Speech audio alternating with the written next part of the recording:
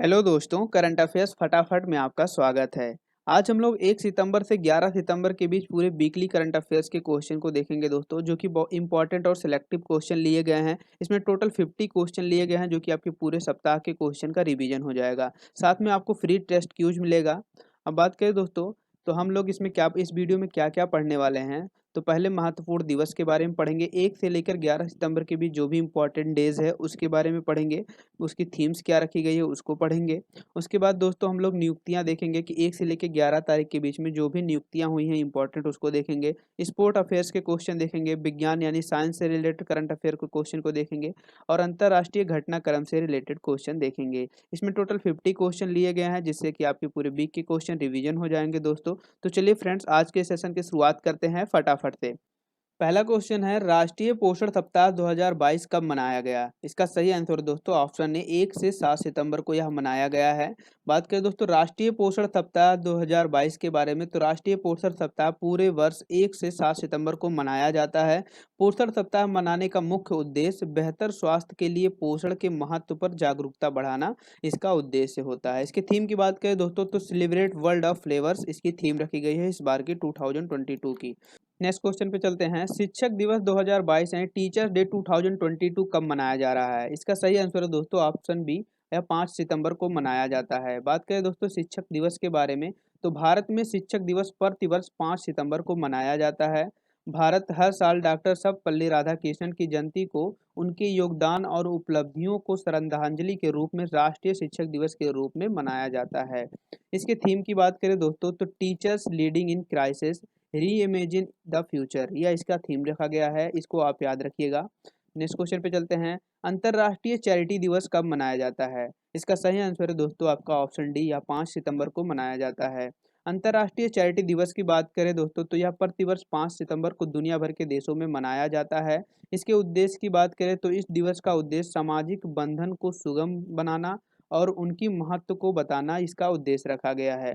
वर्ष 2012 में संयुक्त राष्ट्र ने मदर टेरेसा की पुण्यतिथि 5 सितंबर को अंतर्राष्ट्रीय चैरिटी दिवस के रूप में घोषित किया है। तब से यह दिवस मनाया जाता है। बात करें दोस्तों नेक्स्ट क्वेश्चन पे चलते हैं, अंतर्राष्ट्रीय साक्षरता दिवस यानी इंटरनेशनल लिटरेसी डे कब मनाया जाता है? इसका सही आंसर है दोस्तों आपका ऑप्शन ए, या 8 सितंबर को मनाया जाता है। बात करें अंतर्राष्ट्रीय साक्षरता दिवस के बारे में, तो यूनेस्को ने 7 नवंबर 1965 को अंतर्राष्ट्रीय शिक्षा दिवस मनाने का फैसला लिया था। पहली बार साक्षरता दिवस साल 1966 में मनाया गया था। तब से इस दिन को मनाने की शुरुआत हो गई है। दुनिया भर में हर साल अंतर्राष्ट्रीय शिक्षा दिवस 8 सितंबर को मनाए जाते हैं।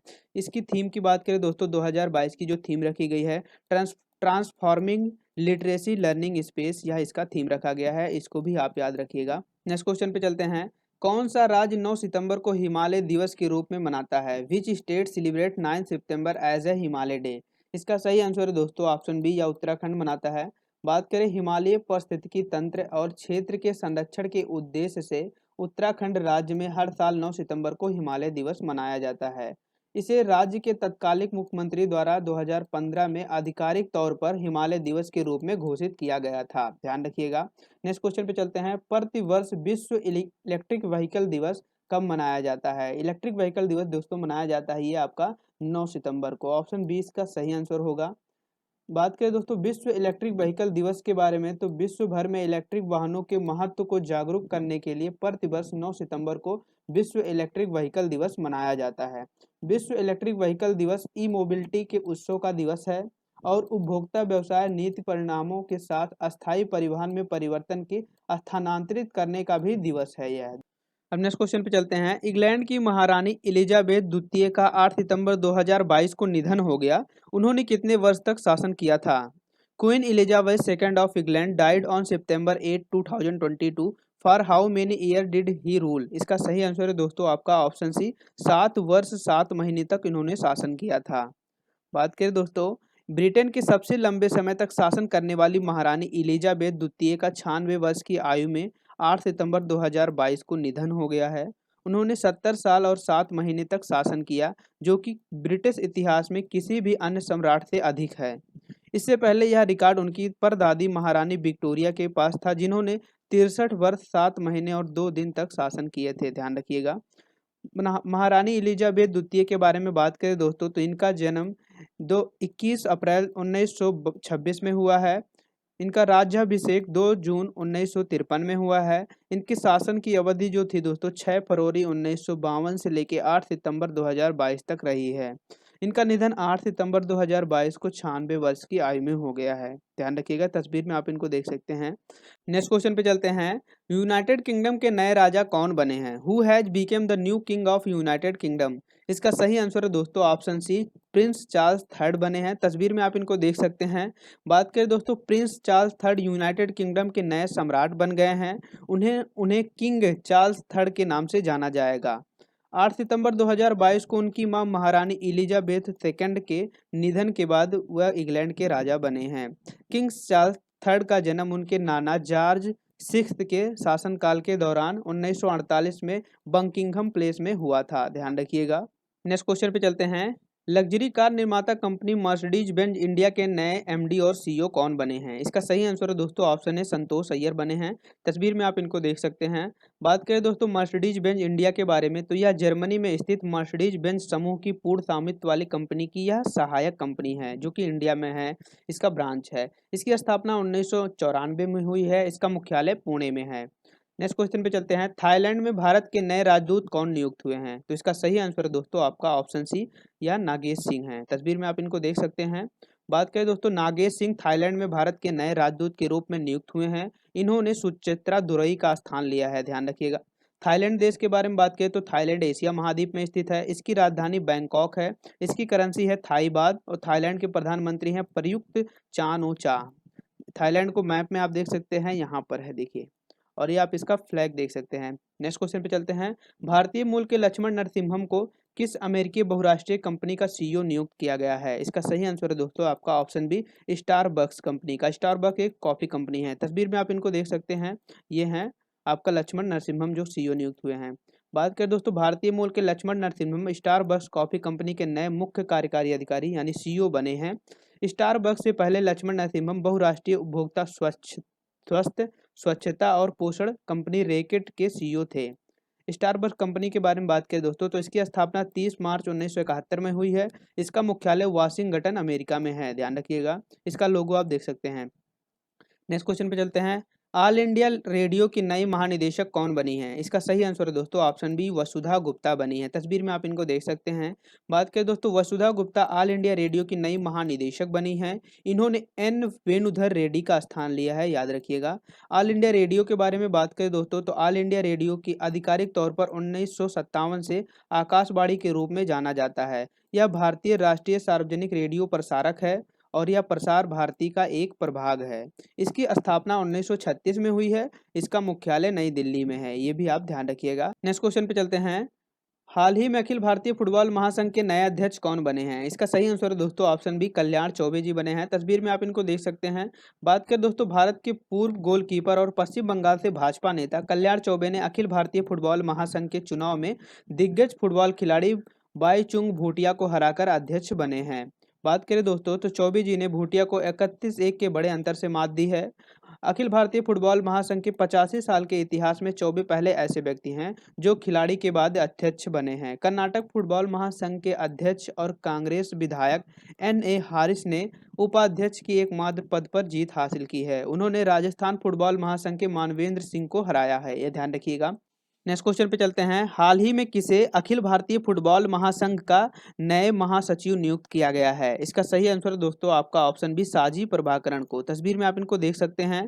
नेक्स्ट क्वेश्चन पे चलते हैं। हाल ही में किसे नेशनल लीग सर्विस अथॉरिटी का एग्जीक्यूटिव चेयरमैन नियुक्त किया गया है? इसका सही आंसर दोस्तों आपका ऑप्शन बी, डी.वाई. चंद्रचूड़ जी को नियुक्त किया गया है। तस्वीर में देख सकते हैं इन्हें।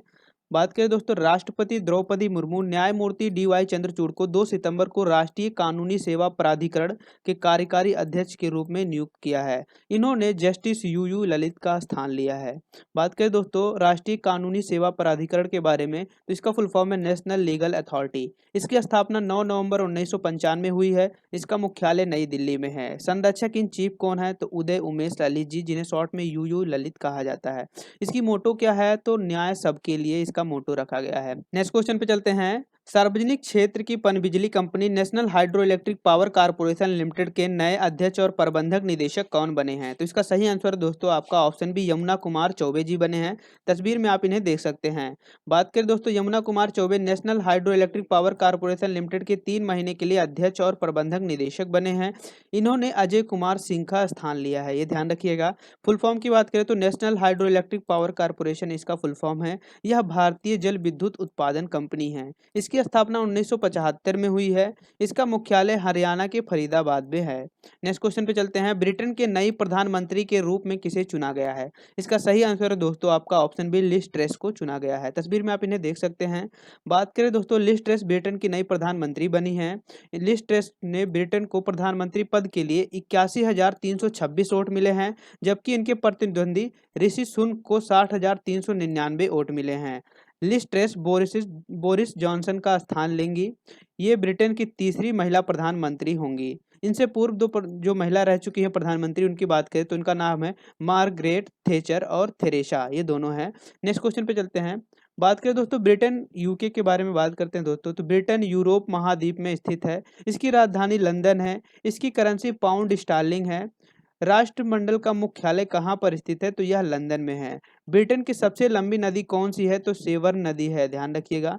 अंतर्राष्ट्रीय समुद्री संगठन का मुख्यालय कहाँ पर स्थित है? तो यह भी लंदन में स्थित है। एमनेस्टी इंटरनेशनल का मुख्यालय लंदन में स्थित है, ध्यान रखिएगा। नेक्स्ट क्वेश्चन पे चलते हैं। बात करें दोस्तों ब्रिटेन के संविधान से क्या क्या लिया गया है भारत के संविधान में? तो देखिए, संसदात्मक शासन प्रणाली ली गई है। एकल नागरिकता एवं विधि निर्माण प्रक्रिया ली गई है। विधि का शासन, संसदीय विशेषाधिकार, मंत्रिमंडल प्रणाली और परमाधिकार लेख और द्वैध शासन व्यवस्थावाद, ये जो चीजें हैं ब्रिटेन के संविधान से लिया गया है भारत के संविधान में। अब बात करते हैं प्रमुख देशों के उपराष्ट्रपति के बारे में दोस्तों, तो अमेरिका के राष्ट्रपति हैं जो बाइडेन। अमेरिका के उपराष्ट्रपति हैं कमला हैरिस।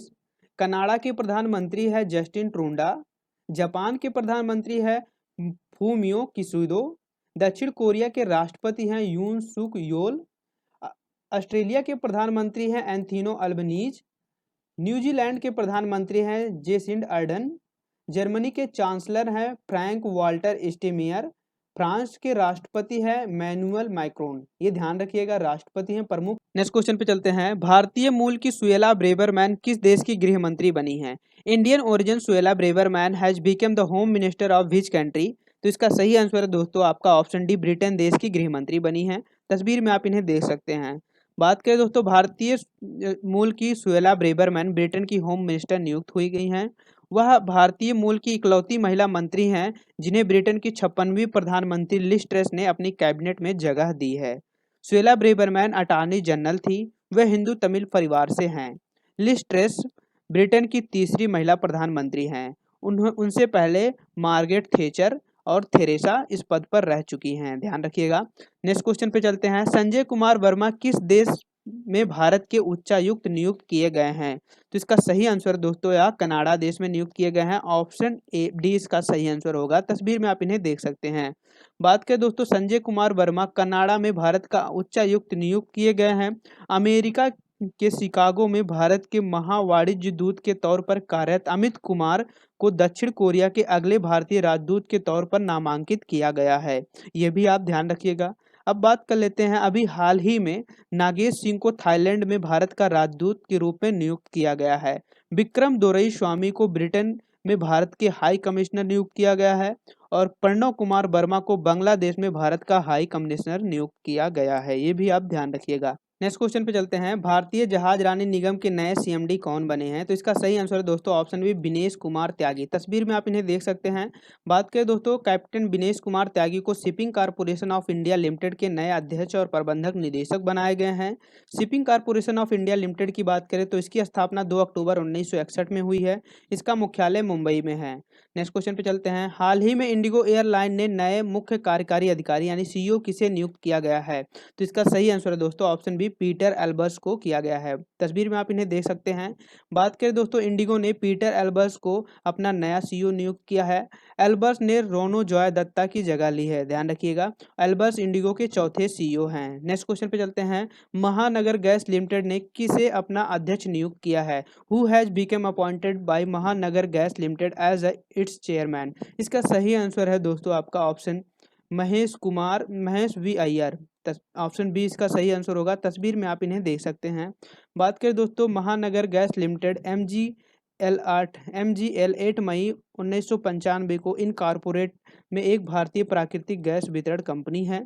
MG गेल इंडिया लिमिटेड भारत सरकार की महारत्न कंपनी और महाराष्ट्र सरकार का एक उद्यम यानी इंटरप्राइजेज है, ध्यान रखिएगा। अब बात करते हैं दोस्तों और भी जो नियुक्तियां हुई हैं उसका रिवीजन कर लेते हैं। एस कृष्णन जो कि तमिलनाडु मर्केंटाइल बैंक के CMD हैं।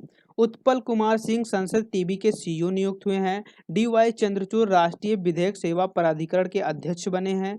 IFS नगेश सिंह थाईलैंड में भारत के राजदूत नियुक्त हुए हैं।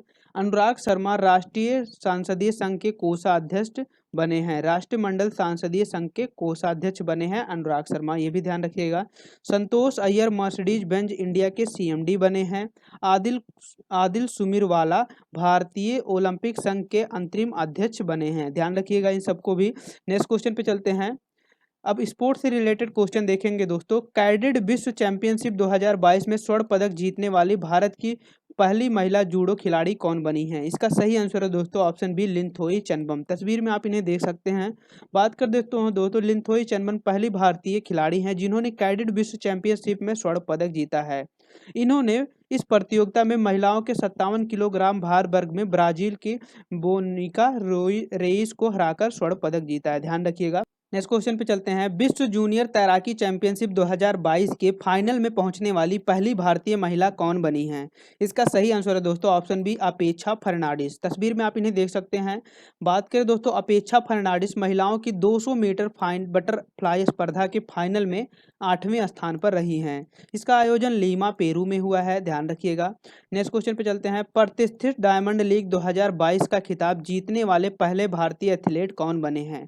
Who has become the first Indian athlete to win the diamond league 2022 title? इसका सही आंसर है दोस्तों ऑप्शन सी नीरज चोपड़ा बने हैं जिनका स्पोर्ट है भाला फेंक। तस्वीर में आप इन्हें देख सकते हैं।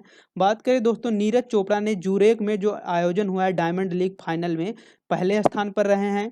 88.44 मीटर भाला फेंक कर चेक गणराज्य के जैकब वादलेचो को इन्होंने पछाड़ दिया है, ध्यान रखिएगा। इस जीत के साथ नीरज ने 23.98 लाख रुपए पुरस्कार राशि और डायमंड ट्रॉफी हासिल कर लिए हैं। जर्मनी के जूलियन बेवर 83.73 मीटर के साथ तीसरे स्थान पर रहे हैं। इसका आयोजन स्थल जूरिक स्विट्जरलैंड में है, ध्यान रखिएगा। नेक्स्ट क्वेश्चन पे चलते हैं। मुशाफिकुर रहीम किस देश के क्रिकेटर हैं जिन्होंने T20 क्रिकेट से संन्यास की घोषणा की है?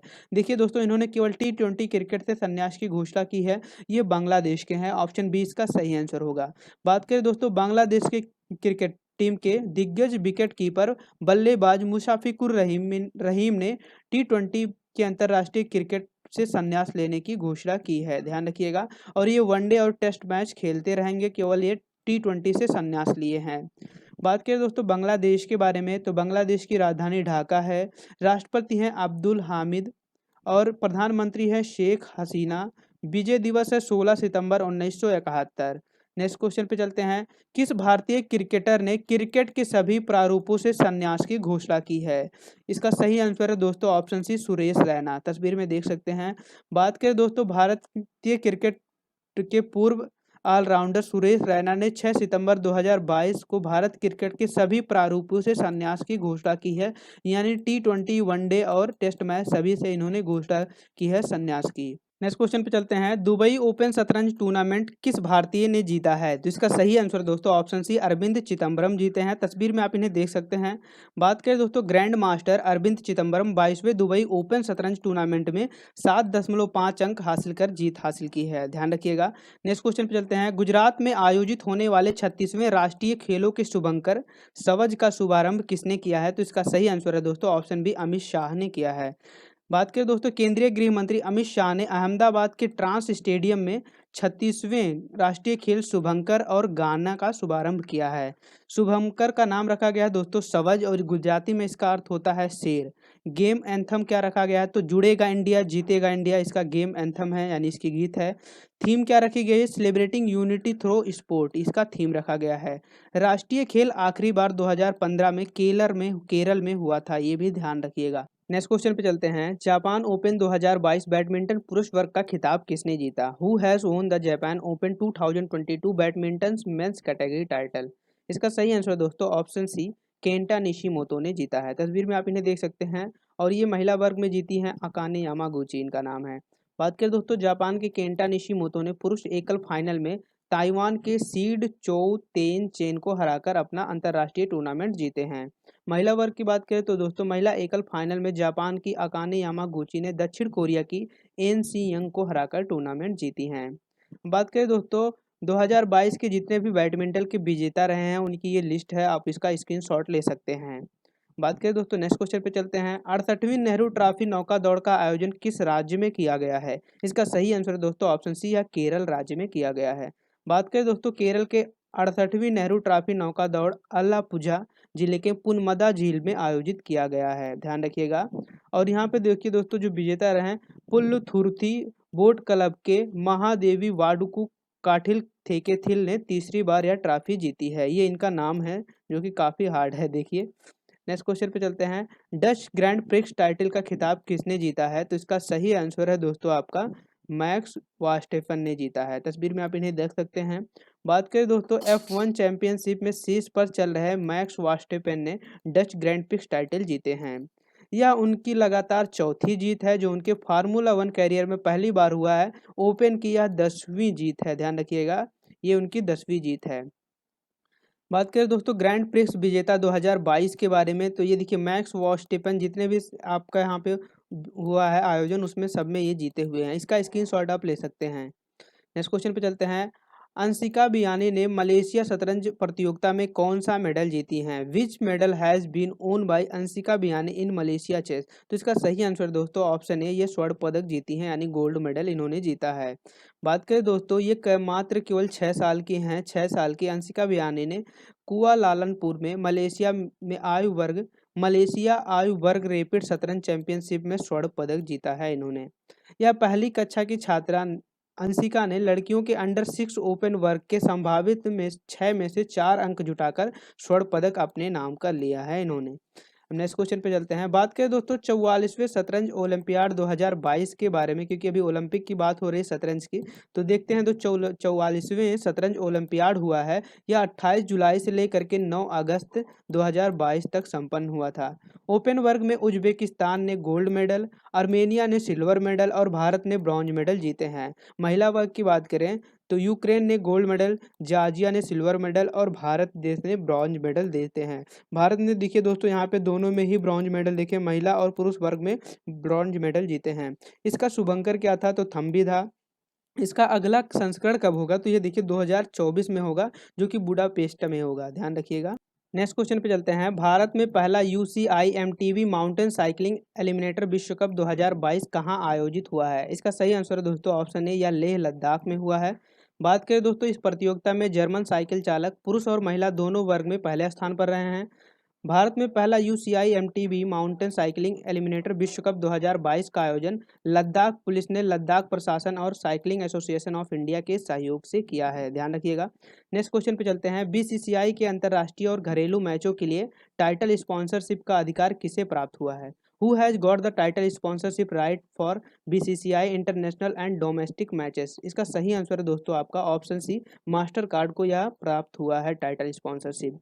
बात करें दोस्तों मास्टर कार्ड भारतीय क्रिकेट कंट्रोल बोर्ड BCCI के द्वारा देश के होने वाले सभी अंतर्राष्ट्रीय मुकाबलों और घरेलू प्रतियोगिताओं का 1 साल का टाइटल प्रायोजक बना है। मास्टर कार्ड मोबाइल भुगतान कंपनी पेटीएम की जगह लेगा, ध्यान रखिएगा। नेक्स्ट क्वेश्चन पे चलते हैं। BCCI के बारे में बात करें दोस्तों तो इसका फुल फॉर्म है board of control for cricket in India. इसकी स्थापना 1928 में हुई है। इसका मुख्यालय यानी हेडक्वार्टर वानखेड़े स्टेडियम मुंबई में है, ध्यान रखिएगा। इसके अध्यक्ष है सौरभ गांगुली। इसके CEO है हिमांग अमीन, ध्यान रखिएगा। उपाध्यक्ष है राजीव शुक्ला। सचिव कौन है? जय शाह हैं। और पुरुष टीम के कोच है राहुल द्रविड़। महिला टीम के कोच हैं तुषार अरोठे, ध्यान रखिएगा। नेक्स्ट क्वेश्चन पे चलते हैं। मॉक्सी उपग्रह मंगल ग्रह पर ऑक्सीजन बनाने में कामयाब हो गया है। यह किस अंतरिक्ष एजेंसी द्वारा भेजा गया है? इसका सही आंसर दोस्तों ऑप्शन ए है, यह नासा के द्वारा भेजा गया है। बात करें दोस्तों, नासा के टिफिन बॉक्स के आकार वाला छोटा सा उपग्रह मंगल ग्रह पर ऑक्सीजन बनाने में कामयाब हो गया है। बता दें, मॉक्सी नामक उपग्रह कार्बन डाइऑक्साइड से ऑक्सीजन बना रहा है। यह 1 घंटे में इतनी ऑक्सीजन बना देता है जितनी कि एक छोटा सा पेड़ बनाता है। यह हर परीक्षण में इसने प्रति घंटे में 6 ग्राम ऑक्सीजन बनाया है।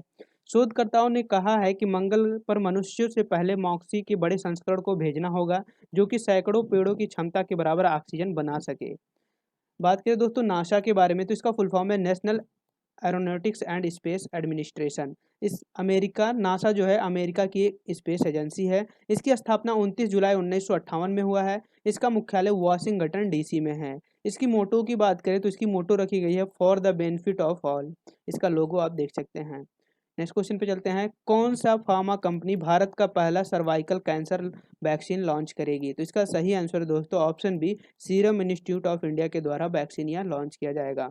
बात करें दोस्तों सर्वाइकल कैंसर वैक्सीन के बारे में, तो सर्वाइकल कैंसर के लिए भारत का पहला स्वदेशी रूप से विकसित वैक्सीन जल्द ही लॉन्च किया जाएगा। यह टीका सर्वाइकल कैंसर के इलाज के लिए, जो महिलाओं में चौथे सबसे आम कैंसर है, उसके इलाज के लिए महत्वपूर्ण होगा। बात करें दोस्तों, यह टीका सीरम इंस्टीट्यूट ऑफ इंडिया और बायोटेक्नोलॉजी के द्वारा विकसित किया गया है, ध्यान रखिएगा। नेक्स्ट क्वेश्चन पे चलते हैं। कोविड वैक्सीन BB154 का निर्माण किसके द्वारा किया गया है, जिसे आपातकालीन इस्तेमाल की मंजूरी मिल गई है? इसका सही आंसर है दोस्तों ऑप्शन सी, या भारत बायोटिक्स के द्वारा निर्माण किया गया है। बात करें दोस्तों भारत बायोटिक्स की इंट्रानोजल का मतलब यहाँ पे है दोस्तों नाक से दी जाने वाली vaccine. Intranasal vaccine Covid vaccine BB154 को आपातकालीन इस्तेमाल की मंजूरी मिल गई है। देखिए इसमें सीमित इस्तेमाल की मंजूरी मिली है। Drugs control general of India की मंजूरी के अनुसार अभी के लिए इस वैक्सीन का इस्तेमाल 18 साल से अधिक उम्र के वयस्कों में दिया जा सकेगा, ध्यान रखिएगा। बात करें दोस्तों इंट्रानोजल वैक्सीन क्या है, तो जिस वैक्सीन को नाक के जरिए दिया जाता है उसे इंट्रानोजल वैक्सीन कहा जाता है। इंट्रानोजल वैक्सीनेशन के सहारे लोगों को बड़ी संख्या में तेजी से वैक्सीनेशन संभव हो पाता है, यानी कम समय में ज़्यादा लोगों को खुराक देने में मदद मिलती है इस वैक्सीन से।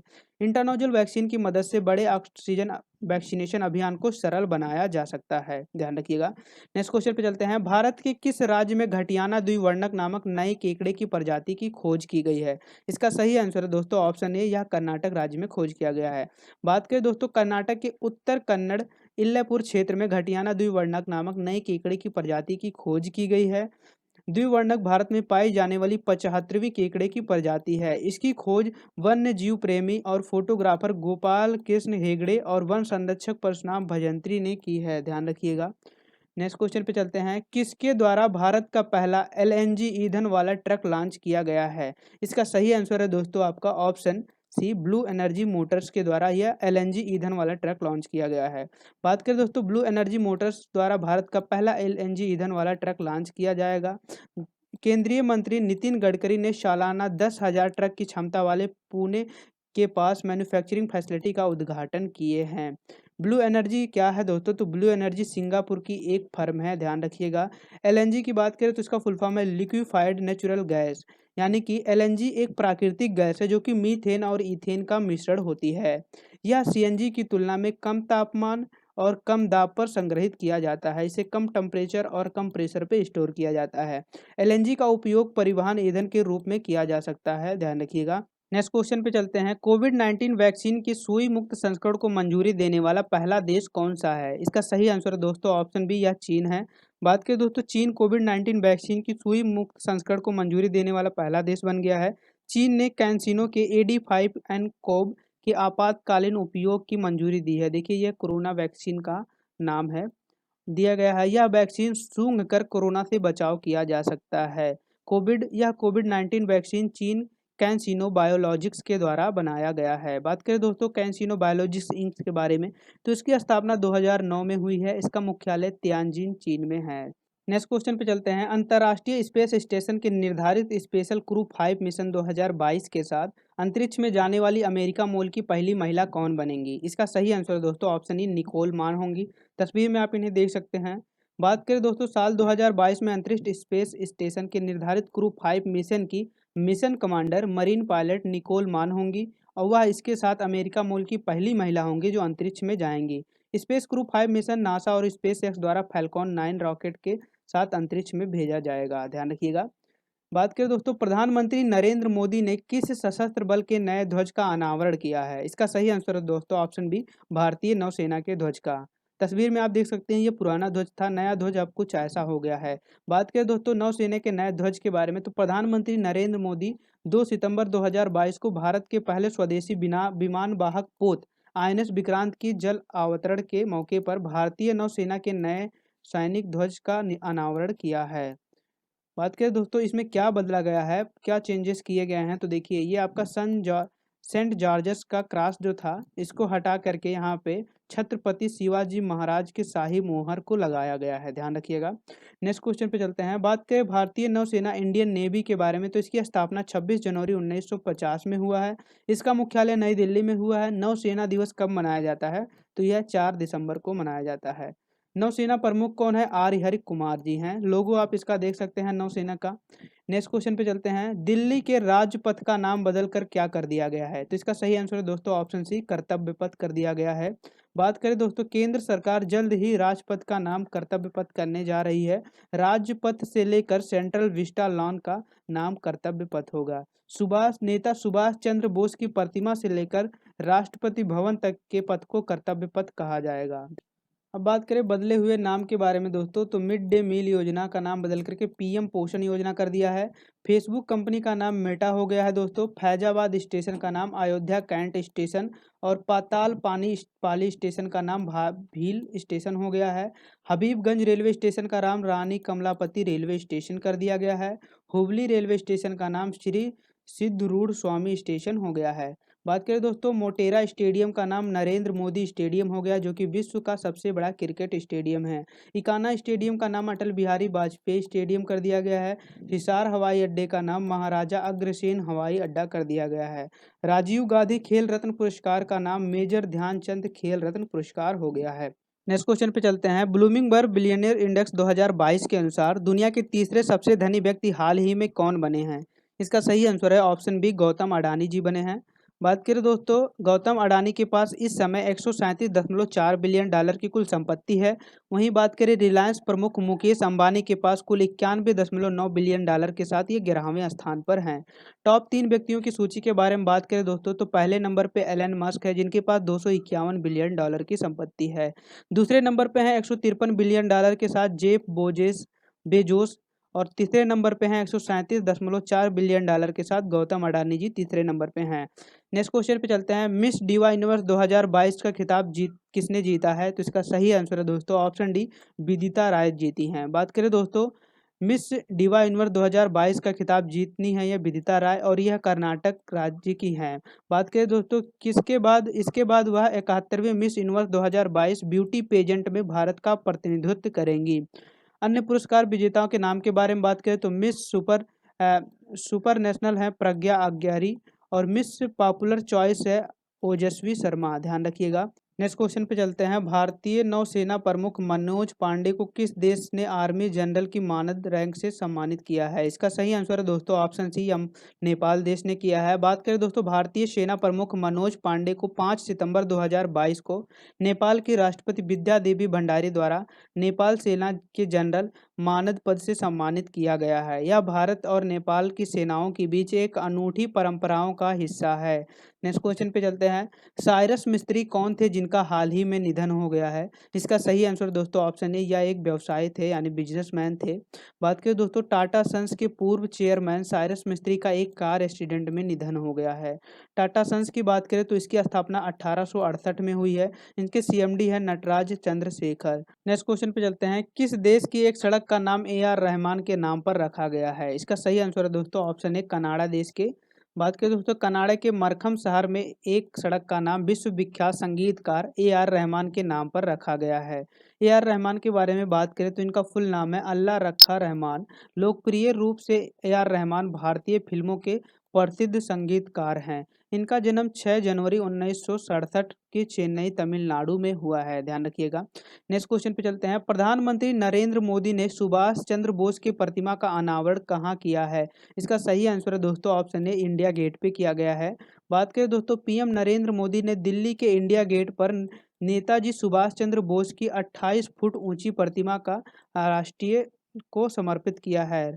प्रतिमा को राष्ट्र को समर्पित किया। देखिए दोस्तों, ये इंपॉर्टेंट है, याद रखिएगा कितनी फुट ऊंचाई है इसकी, तो 28 फुट ऊंचाई है। पीएम मोदी ने इस साल 23 जनवरी को इंडिया गेट पर नेताजी सुभाष चंद्र के होलोग्राम स्टैचू का अनावरण किया था, लेकिन अब उसकी जगह पर अस्थायी प्रतिमा लगाई गई है, ध्यान रखिएगा। अब बात करते हैं फ्री क्विज टेस्ट के बारे में दोस्तों। तो इस वीडियो के डिस्क्रिप्शन में आपको एक लिंक मिलेगा, वहां से क्लिक करके आप फ्री क्विज टेस्ट अटेम्प्ट कर सकते हैं। इससे आपके सारे क्वेश्चन का एक बार फिर से अच्छे से रिवीजन हो जाएगा और इसका पीडीएफ नोट आपको हमारे टेलीग्राम चैनल पे मिल जाएगा। टेलीग्राम चैनल का लिंक आपको वीडियो के डिस्क्रिप्शन में मिल जाएगा। बात करें दोस्तों, तो आज हमने 1 से लेकर 11 सितंबर के बीच में जितने भी इंपॉर्टेंट करंट अफेयर्स के क्वेश्चन थे उसका रिवीजन किया है। आई होप कि आपको ये वीडियो पसंद आया होगा। अगर आपको ये वीडियो कैसा लगा हमें कमेंट करके ज़रूर बताएं। अगर आप हमारे चैनल पर पहली बार आए हैं तो चैनल को सब्सक्राइब कर लें, बेल आइकन दबाना ना भूलें ताकि हमारी वीडियो आपको सबसे पहले मिले। थैंक यू फॉर वॉचिंग, मिलते हैं नेक्स्ट वीडियो में।